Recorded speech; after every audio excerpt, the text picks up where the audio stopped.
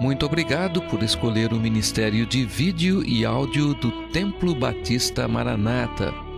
Depois de ouvir esta mensagem, visite o nosso site www.tbm.org.br. A nossa igreja oferece discipulado cristão, instituto bíblico e muitas oportunidades para o seu crescimento espiritual. Que Deus o abençoe. Maranata, ora vem, Senhor Jesus.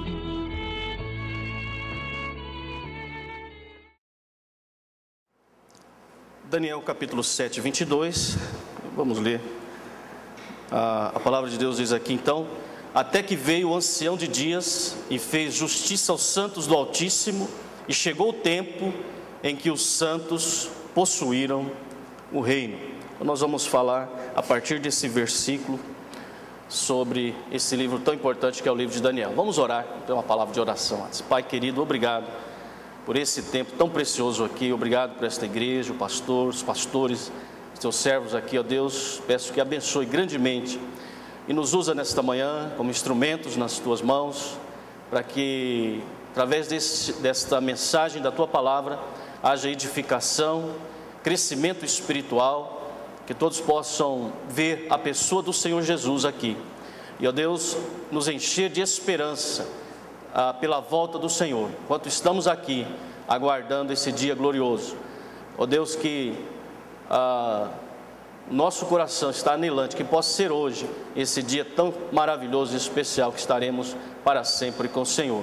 Aguardamos esse momento, confiados na promessa da tua palavra, também no teu poder e na tua soberania. Obrigado por tudo, ó Pai, nós te louvamos em nome de Jesus, amém. Então esse texto, ele se refere à segunda vinda do Senhor Jesus Cristo. Então eu queria mostrar para os irmãos, embora o livro de Daniel é um livro grande no sentido de conteúdo, são 12 capítulos, mas se a gente prestar atenção com cuidado, nós vamos ver que não é um livro complicado como muitas pessoas pensam, assim como o livro do Apocalipse e qualquer outro livro. Se prestarmos atenção à maneira como Deus trabalha, vamos ver que a palavra de Deus, ela tem muita instrução para nós, nos ajuda grandemente nesses assuntos, e Deus está sempre repetindo a mesma coisa com figuras diferentes. Para a gente ter uma ideia, na escatologia básica, você precisa entender pelo menos isso, que nós estamos aguardando o arrebatamento, entende? O próximo evento escatológico é o arrebatamento a qualquer momento. Logo em seguida é a tribulação. A Bíblia chama esse período são 7 anos, que é a 70ª semana de Daniel, que Deus permitindo, vamos ver um pouquinho disso hoje. Logo em seguida é a segunda vinda de Jesus. Então nós não podemos confundir arrebatamento com segunda vinda. E aí o estabelecimento do reino, que é o milênio. E na sequência a Bíblia fala da eternidade. São assuntos que nós não temos muita informação, poucas coisas, mas fala da eternidade. Então essa escatologia básica é essencial para o conhecimento da palavra de Deus nos dias de hoje. Então, arrebatamento, tribulação, segunda vinda, milênio. Isso é muito importante. Com isso em mente, nós podemos partir para outros aspectos. O livro de Daniel trata dos reinos mundiais até a segunda vinda de Cristo. O foco principal são os reinos mundiais, mas nós vamos ver alguns outros detalhes que são importantes. Sobre Daniel, e isso deve servir para nós também, Daniel era um homem que lia a Bíblia, um servo de Deus, ele lia a palavra. Outra coisa, ele observava os tempos, e é muito importante a gente estar atento para isso. E ele estudava a palavra de Deus literalmente e orava. Nós vamos ver isso em Daniel capítulo 9, versículos de 1 a 3. Agora nós vamos ler aqui na Bíblia mesmo. Como Daniel, ele orava, ele prestava atenção nos tempos, ele estudava literalmente a palavra de Deus. Daniel é um dos homens que eu considero muito especiais nas Escrituras, chamado de homem muito amado por Deus, um homem humilde, muito especial. Do começo ao fim da vida dele, você vê como Deus atuou maravilhosamente. Embora pecador, não vemos uma mancha nesse homem, impressionante. no primeiro ano de Dario, filho de Assuero, da linhagem dos Medos, o qual foi constituído rei sobre o reino dos caldeus, no primeiro ano do seu reinado, eu, Daniel, entendi pelos livros que o número dos anos de que falara o Senhor ao profeta Jeremias, em que haviam de cumprir-se as desolações de Jerusalém, era de 70 anos. E eu dirigi o meu rosto ao Senhor para o buscar com oração e súplicas, com jejum e saco e cinza. Então note que esse homem, ele era um homem que estava atento aos acontecimentos. Os 70 anos estavam se cumprindo. Ele lia, embora no cativeiro, ele lia a Bíblia, ele estava lendo o profeta Jeremias. Ele cria que aquilo de fato era verdade, a palavra de Deus. Ele acreditava na autoridade da palavra de Deus, né? E ele buscou a Deus, confiado na mensagem do profeta Jeremias, que nós lemos aqui em Jeremias 25:11, é aqui que ele estava lendo: e toda esta terra virá a ser um deserto e um espanto, e estas nações servirão ao rei da Babilônia 70 anos. Acontecerá, porém, que quando se cumprir os 70 anos, visitarei o rei da Babilônia e esta nação, diz o Senhor, castigando a sua iniquidade, da terra dos caldeus farei delas ruínas perpétuas. Se você continuar a leitura em Jeremias 25, vai ver que Deus promete trazer o povo de Israel, o povo de Judá, de volta do cativeiro, e é isso que acontece com Esdras, Neemias e conforme a profecia, né? Lendo lá a gente vê isso. Agora nós vamos, para melhorar a nossa visão desse livro, entender um pouquinho.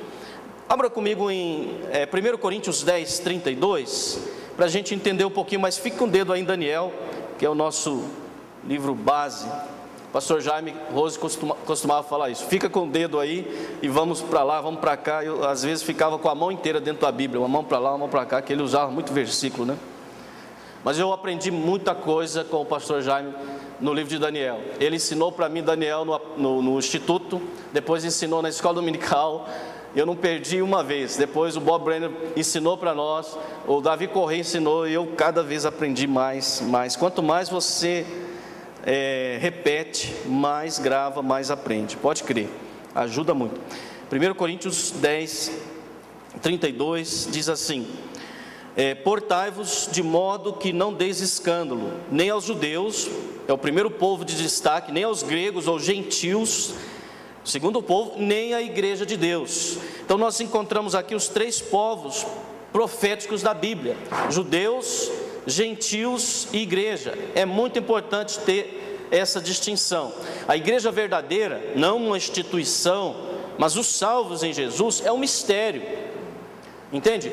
É profético, é um mistério mesmo. A Bíblia chama, o Novo Testamento chama essa época que nós estamos vivendo de mistério, de intervalo, que não foi vista pelos profetas. Efésios 3, 6, ainda com o dedo aí, Efésios 3, 6 a 10, fala sobre isso: a saber que os gentios são cordeiros de um mesmo corpo e participantes da promessa em Cristo pelo Evangelho, do qual fui feito ministro pelo dom da graça de Deus que me foi dado segundo a operação do seu poder. A mim, o mínimo de todos os santos, me foi dada esta graça de anunciar entre os gentios, por meio do Evangelho, as riquezas incompreensíveis de Cristo, e demonstrar a todos qual seja a dispensação, olha aí, do mistério, que desde os séculos esteve oculto em Deus, que tudo criou por meio de Jesus Cristo, para que agora, pela igreja, a multiforme sabedoria de Deus seja conhecida dos principados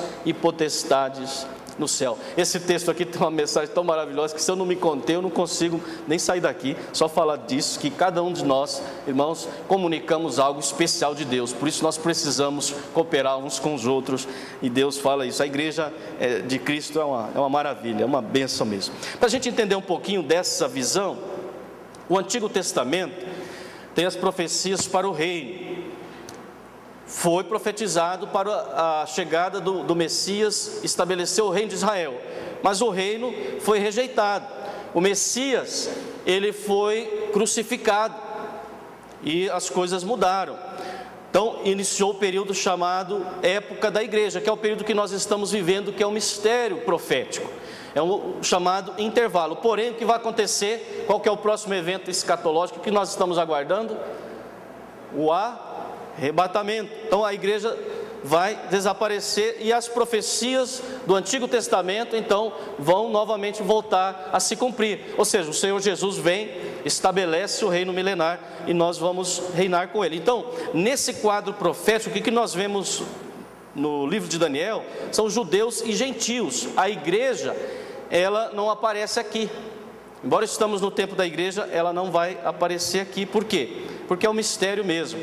E nós estamos aguardando esse glorioso momento da volta do Senhor, onde nós seremos arrebatados, conforme 1 Tessalonicenses 4, 13 a 18. Para a gente entender um pouquinho melhor, eu fiz um outro gráfico que nos ajuda bem, antes de entrar especificamente aqui no livro. Então, Velho Testamento, o Senhor Jesus foi crucificado, iniciou o período em Atos 2 da igreja, e Jesus voltará nas nuvens para arrebatar os salvos. Veja, não é o prédio, mas os salvos, não é a instituição, mas os salvos. Você tenha certeza que você é um salvo em Jesus, tenha certeza da sua salvação, a Bíblia trata disso. E seremos arrebatados. O que vai acontecer é a tribulação logo em seguida, que é a 70ª semana de Daniel. 3 anos e meio de uma falsa paz, uma paz falsa, entre aspas, e 3 anos e meio de muito sofrimento, que é chamado de grande tribulação. E aí o que acontece? Jesus volta com a igreja para reinar. Ela desaparece no momento da história, mas volta novamente para reinar, e aí é o milênio. Nós voltaremos com Cristo e reinaremos com Ele 1000 anos, e para todo sempre e eternamente. E aí é o grande trono branco. Então, essas visões gerais vão nos ajudando a compreender um pouco dessa visão geral bíblica escatológica. Só para a gente não confundir arrebatamento com segunda vinda, tem alguns itens importantes para nós aqui. O arrebatamento será nos ares, a segunda vinda é na terra. Jesus desce na terra. No arrebatamento, Jesus vem para a igreja. A segunda vinda, ele vem para Israel. No arrebatamento, os crentes serão recompensados. O pastor Rômulo tratou desse assunto agora na aula aqui. É aí que haverá o julgamento bema. Agora, na segunda vinda, será juízo para os incrédulos. É melhor encontrar Jesus como Salvador do que como juiz. Ele vem para julgar. Se você não é salvo ainda, você deve entregar sua vida a Cristo, confiar nele, porque, querendo ou não, você vai ter que se encontrar com ele um dia, como seu Salvador, e receber um abraço, ou como juiz, e aí vai ser algo bem terrível. O mundo não vê Cristo no arrebatamento, mas na segunda vinda, todo olho verá. Cristo é o noivo no arrebatamento. Na segunda vinda, ele é juiz e rei. A igreja é removida, a igreja volta. É antes da tribulação, é no fim da tribulação a segunda vinda. O anticristo é revelado logo após o arrebatamento. O anticristo é destruído. Então há uma grande diferença. A criação permanece da forma como está quando acontece o arrebatamento, mas no milênio a criação é modificada. A Bíblia diz que o leão comerá palha como boi. Há muita modificação, maldição tirada. O arrebatamento é a qualquer momento, pode ser agora mesmo, entendeu? Talvez nós nem voltemos para casa, talvez eu nem volto para Batatais, nós vamos direto para o céu. Amém, irmãos? Oxalá que seja isso, né? Ver nossos amados, queridos. Eu tenho saudade de tantos colegas e irmãos em Cristo que partiram lá em Batatais mesmo, pouco tempo, né? Dona Antônia, a Dona Nega, servas de Deus. Eu tenho muita afinidade com pessoas idosas, gosto muito de trabalhar. Inclusive nós temos um projeto de iniciar um lar para idosos, e nesse ano que passou eu sofri muito, não porque fiquei desesperado, mas sentindo falta de irmãs preciosas, Dona Tarsila e tantos outros servos que partiram. Há sinais para a segunda vinda, isso quem ficar vai saber. Então, como eu não vou ficar, eu vou para o céu, não quero saber. Amém, irmãos? O livro de Daniel então trata dos reinos mundiais até a segunda vinda de Cristo. Nós vamos ver então que é o início e o fim do tempo dos gentios. Pastor, eu vou indo aqui, a hora que o senhor levantar a mão eu paro, porque aí quarta-feira eu posso continuar, né? Tá bom? Tudo bem, que eu não sei a hora. Obrigado. O início e o fim do tempo dos gentios. Muitas pessoas confundem. Olha comigo em Lucas 21, 24. Lucas 21, 24, por favor. Lucas capítulo 21, versículo 24.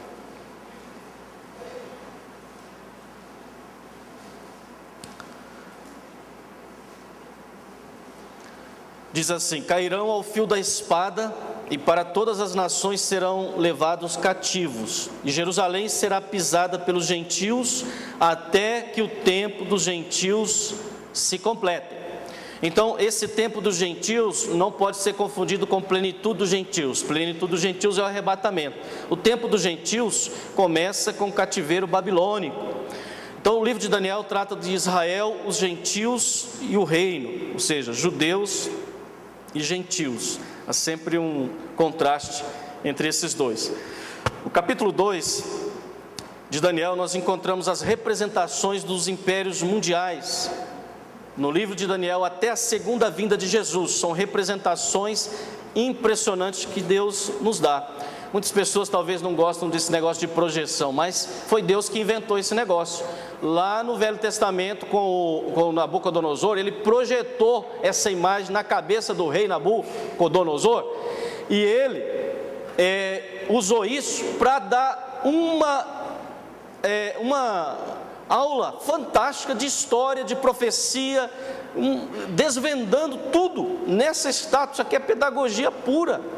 Deus está ensinando história, acontecimento. Essa estátua nunca existiu, ela é uma representação apenas do que vai acontecer na história.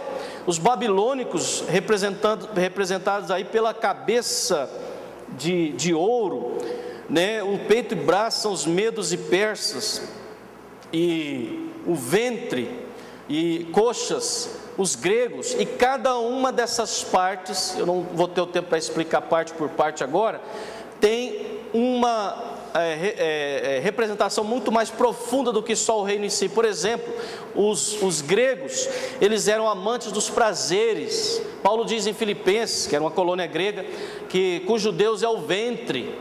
Entende? Então a analogia é muito mais profunda do que só uma representação de parte do corpo. Era daquilo que eles tinham no reino.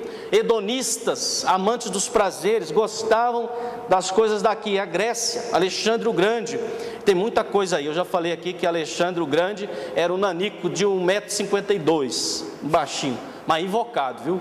Aquele baixinho, se mexer com ele, está lascado. O cara com 1,52 m, rapaz, conquistou o mundo inteiro, o primeiro cosmocrator do mundo, é a primeira figura mais, representativa do anticristo, dominador do mundo, impressionante. O nanico, esses nanicos é um problema. O Hitler era baixinho também, o Napoleão, tudo representante do anticristo. Tem que tomar cuidado com os baixinhos, né? Eles começam a dominar tudo, rapaz. E Roma... Brincadeira com os baixinhos aí. Depois Roma, as pernas de ferro, e o Roma ressurgido, que ainda vai acontecer, é o período da tribulação, é o anticristo, né? A figura que vem aí. E a pedra, que é a pessoa de Jesus, que é o foco maior do livro de Daniel e de toda a Bíblia. Jesus Cristo, e a volta dele é o que a Bíblia fala mais. Ele vem e é em breve, viu? Que ele vem, e nós estaremos para sempre com ele. Então veja aí, ouro, prata, cobre, ferro, tudo isso indicando os poderes gentios, dominadores deste mundo, e que por trás desses reinos está o príncipe das trevas, e Daniel apresenta isso. A nossa luta não é contra a carne e o sangue, a Bíblia diz, mas contra os principados, potestades, os poderes espirituais da maldade dos lugares celestiais. E no livro de Daniel, no capítulo 10, o próprio anjo Gabriel menciona isso. E o rei da Pérsia, o rei da Grécia, estavam debaixo de uma autoridade maior, que era Satanás. Mas eles todos estão cumprindo um propósito de uma autoridade muito maior, incomparável, que é a pessoa de Jesus.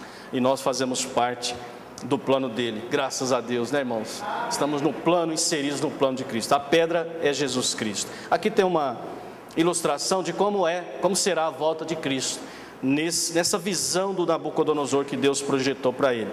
Então, deixa eu colocar aqui como que... É uma animação que ajuda um pouco a gente a entender. Então o rei sonhou com essa estátua poderosa, imensa, com essas partes: Babilônia, Medos e Persas, a Grécia e Roma, e os pés, ferro e barro, figura do anticristo. E a pedra que vem do céu, sem auxílio das mãos, cortada e destrói. Essa pedra é Jesus Cristo, é o nosso Salvador. O irmão lá em Batatais disse: puxa, até para destruir o Senhor é humilde. Ele não usou ouro, mas pedra, o material que, humanamente falando, inferior. Mas até nisso o Senhor trabalha com humildade e espera o momento certo. Quão grande e sábio é o nosso Deus, amém, irmãos? Ele é grande e sábio. Se Ele quisesse, poderia destruir o pecado agora mesmo, e destruiria tudo, mas acabaria com os pecadores também. Mas porque Ele nos ama com amor inexplicável, Ele resolveu não só acabar com o pecado, a morte, o inferno, mas Ele acabar com isso e ao mesmo tempo nos salvar. Ele é o Deus forte e sábio, infinitamente sábio, e nos salvou de uma miséria tão terrível que é a perdição. Então aqui vemos também Jesus, o Filho de Deus. Ele vem do céu para pôr um fim no reino do anticristo. Essa é uma figura, uma animação ilustrando só. A pedra é Cristo, a estátua, os pés da estátua, o anticristo, o reino. Mas Jesus vem e põe fim ao tempo dos gentios, né? Então aqui nós vemos o início do tempo dos gentios foi com o cativeiro babilônico. Por quê? Porque é a partir desse momento que Jerusalém é pisada pelos gentios, e até hoje está sendo pisada. Embora Israel está lá, você vê que há interferência das nações com Israel. Está ali, é um milagre de Deus. Mas vai chegar o momento, e esse momento é na segunda vinda de Cristo, que eles vai findar o tempo dos gentios e o reino será estabelecido. Com Nabucodonosor começou o livro de Daniel, por isso é muito importante o livro de Daniel. Os medos e persas, Alexandre e os seus generais, o reino grego, os imperadores de Roma e o catolicismo, e as religiões nominais, que é uma mistura de cristianismo, paganismo e judaísmo, entre outras, o anticristo. E aí vemos o fim do tempo dos gentios, no livro de Daniel, que é a segunda vinda aí, que estabelece o reino milenar. Pode ver que a igreja não aparece, ela é um mistério, entende? Embora está no mundo, mas é um mistério, tanto para os profetas do Velho Testamento, como para os próprios judeus incrédulos, mas está aqui, e ela vai ser arrebatada e vai voltar para reinar com Jesus Cristo. Nós voltaremos com Ele. Então esses impérios mundiais, Babilônia, Medo-Persa, grego e Roma, são representados aqui de uma maneira muito especial. Se a gente prestar atenção, vai ver, o que a estátua está falando são os impérios, não tem como confundir isso. Deus usa uma pedagogia. Então aqui, só para a gente finalizar aqui, então estátua de Daniel, a cabeça de ouro é o Império Babilônico, é o governo Medo-Persa, é o governo grego de Alexandre e o governo romano, muito poderoso. Então o Império Babilônico tomou conta de muito território naquele período. Depois os medos e persas conquistam de uma forma espantosa, de acordo com a profecia, prata. E aí o Império Grego foi um dos maiores impérios, mas até hoje nós temos influência principalmente dos gregos, babilônicos também, mas grego com Alexandre é impressionante. E Roma, que absorveu tudo dos outros, Roma absorveu, impressionante. Por isso que a besta do Apocalipse, o animal que representa a besta, Apocalipse 13, tem um pouquinho de cada. Por isso é chamado de besta, né? Quando a gente não sabe dar um nome para um negócio, ou para uma pessoa mesmo que a gente chama de besta, é assim, né? O cara besta. Então a besta é tão esquisito que ele chamou de besta no Apocalipse, por isso besta. Além de ser uma coisa horrenda, né? Feia.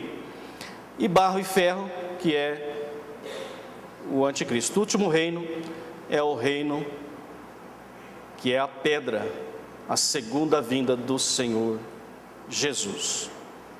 Então, se a gente entender, irmãos, essa parte da estátua de Daniel, que é repetida várias e várias vezes, nós vamos ver um pouco mais disso, você vai ter uma visão muito boa da palavra de Deus, uma confiança, porque, olha, aquilo que Deus falou aqui, em figura, se cumpriu literalmente. Então, se essas outras partes se cumpriram exatamente, historicamente, e é um dos livros mais atacados pelos críticos, é o livro de Daniel, porque acham que até a coisa é tão literal como cumprir, o que só pode alguém ter escrito depois e não antes, porque aconteceu exatamente. Olha, irmão, nós estamos seguros em Jesus Cristo, viu? O que Ele fala é a verdade, pode crer, a palavra de Deus é verdade. Então, se cumpriu literalmente essas verdades aí, a promessa da volta do Senhor também se cumprirá literalmente. Pode ficar, como cantamos, descansando no poder de Deus, confiando que Ele cumpre a sua palavra, como a história já tem revelado.